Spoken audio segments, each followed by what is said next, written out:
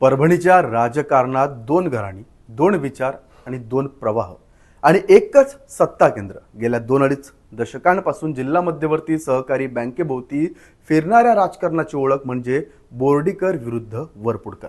कधी एकमेकांचे कट्टर राजकीय प्रतिस्पर्धी तर कधी एकाच पॅनलमधून निवडणूक लढवणारे सहकारी.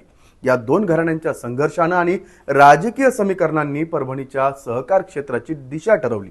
मात्र राजकारणात कायमस्वरूपी मित्र नसतात आणि कायमस्वरूपी शत्रूही नसतो. याचं आणखी एक उदाहरण आज आपल्याला पाहायला मिळतंय.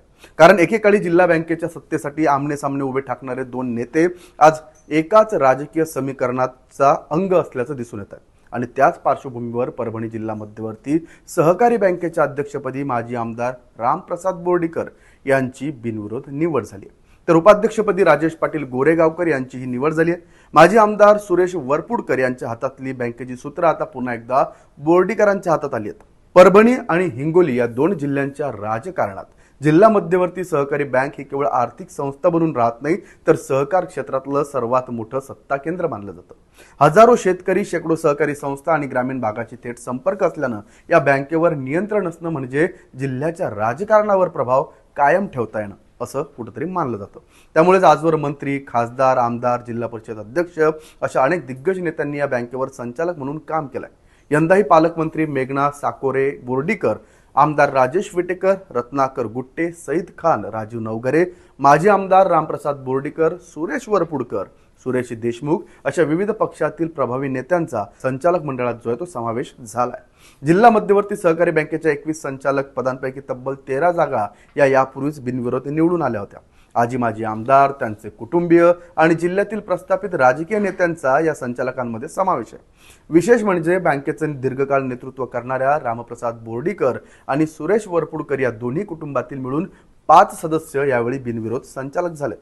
हिंगोली जिल्ह्यातल्या औंढा गटातून राजेश पाटील गोरेगावकर तर सेनगाव गटातून त्यांची पत्नी रुपाली राजेश पाटील यांचीही बिनविरोध निवड झाली आहे. परभणी आणि हिंगोली जिल्ह्यातल्या 14 सोसायटी गटांपैकी 9 जागा या बिनविरोध आल्यानं निवडणुकीपूर्वी सत्तेचं चित्र जवळपास स्पष्ट झालं होतं. जिल्हा मध्यवर्ती बँकेच्या सभागृहात नवनिर्वाचित संचालकांची बैठक पार पडली होती. या बैठकीला पालकमंत्री मेघना साकोरे बोर्डीकर यांच्यासह सर्व संचालक उपस्थित होते. याच बैठकीत अध्यक्ष आणि उपाध्यक्षांची निवड करण्यात आली. जरी निवड बिनविरोध झाली असली तरी अध्यक्ष आणि उपाध्यक्ष पदासाठी विरोधी गटाकडून शेवटच्या क्षणापर्यंत राजकीय हालचाली सुरू असल्याची चर्चा होती. मात्र या सर्व राजकीय डावपेचांमध्ये रामप्रसाद बोर्डीकर यांनी बाजी मारली आणि पुन्हा एकदा जिल्हा बँकेची धुरा आपल्या हाती घेतली. निवडीनंतर समर्थकांनी जल्लोष केला, फटाक्यांची आताशबाजी, घोषणाबाजी आणि नवनिर्वाचित अध्यक्ष उपाध्यक्षांच्या संचालकांच्या वतीनं सत्कारही झाला. मात्र आज पुन्हा अध्यक्षपदी विराजमान झालेले रामप्रसाद बोर्डीकर यांचा या आधीचा कार्यकाळ हा मोठ्या वादाचा राहिला आहे. 2011 मध्ये परभणी जिल्हा मध्यवर्ती सहकारी बँकेच्या विमा व्यवहारावरून मोठा वाद निर्माण झाला होता. शेतकरी आणि पतसंस्था सभासदांचा विमा उतरवण्यासाठी आयु केअर नावाच्या कंपनीला सुमारे 7.5 कोटी रुपयांचा धनादेश देण्यात आला.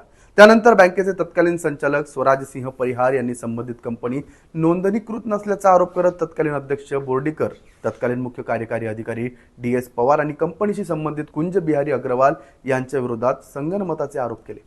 या प्रकरणात गुन्हा दाखल झाला, संबंधितांना अटक झाली. त्यांनी काही काळ पोलीस व न्यायालयीन कोठडीही भोगली. त्यानंतर 4 नोव्हेंबर 2011 ते 28 ऑक्टोबर 2013 या कालावधीत बोर्डीकर यांच्यावर बँकेत आणि परभणी शहरात प्रवेश बंदी करण्यात आली होती. मात्र पुढे उच्च न्यायालयाने प्रवेश बंदी उठवली आणि 29 ऑक्टोबर 2013 त्यांनी पुन्हा अध्यक्षपदाची सूत्र स्वीकारली. याच दरम्यान 2025-26 मध्ये परभणी जिल्हा मध्यवर्ती सहकारी बँक पुन्हा चर्चेत आली. राष्ट्रवादी काँग्रेसचे आमदार आणि बँकेचे संचालक राजेश विटेकर यांनी महाराष्ट्र विधानसभेत बँकेतील कथित गैरव्यवहारांसंबंधित किंवा बाबत जे आहे ते गंभीर आरोप केले.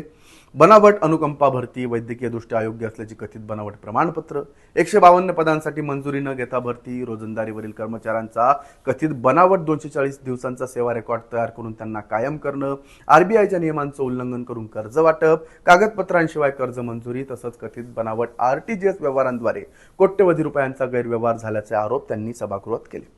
या आरोपांवर उत्तर देताना तत्कालीन सहकार मंत्री बाबासाहेब पाटील यांनी विधानसभेतच या संपूर्ण प्रकरणाच्या चौकशीसाठी 5 सदस्यीय समिती नेमण्यात आल्याची माहिती दिली. समितीचा अहवाल प्राप्त झाल्यानंतर संबंधितांवर पुढील कारवाईबाबत निर्णय घेतला जाईल असं त्यांनी स्पष्ट केलं. त्यामुळे या प्रकरणांमध्ये आरोप मांडले गेले असले तरी त्याबाबतचा अंतिम निष्कर्ष संबंधित चौकशी आणि कायदेशीर प्रक्रियेवरच अवलंबून आहे किंवा तो अवलंबून होता. आता या सर्व पार्श्वभूमीवर रामप्रसाद बोर्डीकर यांची तिसऱ्यांदा या जिल्हा मध्यवर्ती सहकारी बँकेच्या अध्यक्षपदी निवड झाली. विशेष म्हणजे गेल्या 2 ते 2.5 दशकांपासून या बँकेच्या सत्तेभोवती फिरणारं बोर्डीकर वरपुडकर हे राजकीय समीकरण आजही कायम असल्याचं या निवडीतून पुन्हा एकदा स्पष्ट झालंय. पदभार स्वीकारल्यानंतर रामप्रसाद बोर्डीकर यांनी बँकेत पारदर्शक आणि विश्वासार्ह कारभार करण्याची ग्वाही दिली. मात्र एका बाजूला भूतकाळातील वाद, दुसऱ्या बाजूला विधानसभेत मांडले गेलेले आरोप आणि तिसऱ्या बाजूला बदललेली राजकीय समीकरणं, या सगळ्या पार्श्वभूमीवर त्यांच्या नेतृत्वाखाली जिल्हा मध्यवर्ती सहकारी बँकेची पुढची वाटचाल कशी होते याकडे आता परभणी, हिंगोली आणि संपूर्ण मराठवाड्याचं लक्ष लागलंय. तुम्हाला या संपूर्ण प्रकरणाबद्दल काय वाटतं कमेंट करून नक्की सांगा आणि पाहत राहा लेट्स अप मराठी.